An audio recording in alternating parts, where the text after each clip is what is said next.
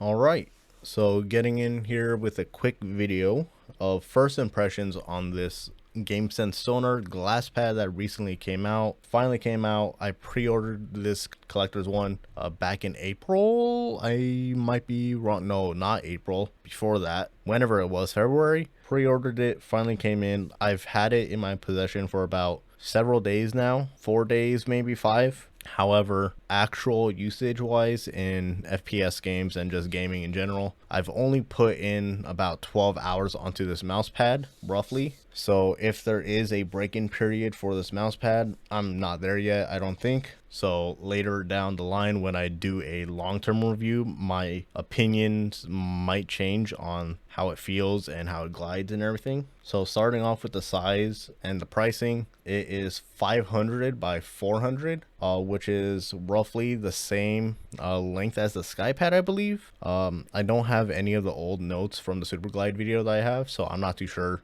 for comparisons on that. But like I said, 500 by 400. Super Glide, I believe, was 490 by 420. So slightly taller in height, but slightly shorter in width. And the Super Glide, I believe, came in at $130. I might be wrong on that. However, I paid $110 for this mouse pad. And in my last video talking about glass pads, I was talking about the value of the SkyPad, Super Glide, and Razer Atlas. This coming in at $110, especially for its size. I think it is the best value now of all 4 of those mouse pads. Granted, the Razer Atlas, in my opinion, is still a very good deal, coming in at $90 if you do get that $10 discount from them.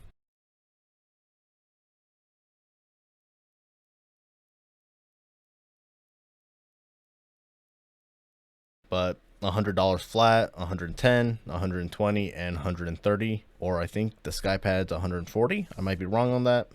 I don't have the notes, like I said, of the last video, but value wise, I think this is probably the best option now. But in terms of like glide, still low friction as expected of a glass pad. However, in the last video, I believe I said the SkyPad 3.0 is the best option if you are wanting to go into the glass pad market, but not wanting that like super low friction where it feels like you're on air hockey table, but you want to try out a glass pad. I think it's safe to say this is a better option now.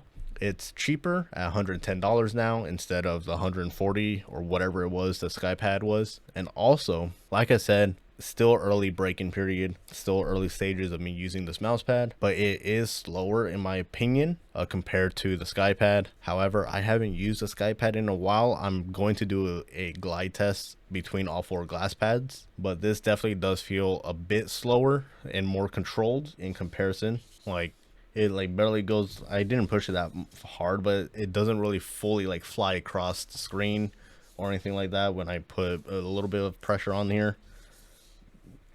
I'd say Super Glide's the fastest, then the Razer Atlas, then SkyPad 3.0, and then this Gamesense Sonar would probably be the slowest and most controlled. So those are my quick thoughts on this mouse pad. Very controlled, so it's not going to be as glidey, but it is what is expected of a glass pad still, just not Super Glide type of friction. Do I recommend this mouse pad currently right now as it stands with my usage of this mouse pad in comparison to the others? If you are someone that has used cloth pads and are wanting to try out glass and are looking for a more controlled pad where, you know, you aren't flying around, missing everything, overshooting everything, I think this is the best option now in comparison to the SkyPad, where you do get that low friction and you could test it out, but still be able to control. However, if you are someone that wants a glass pad, but you do want that low friction, fast glide, I think the Razer Atlas is still my pick. But anyways, my initial thoughts on this pad, I honestly really like it. We'll see in the future, in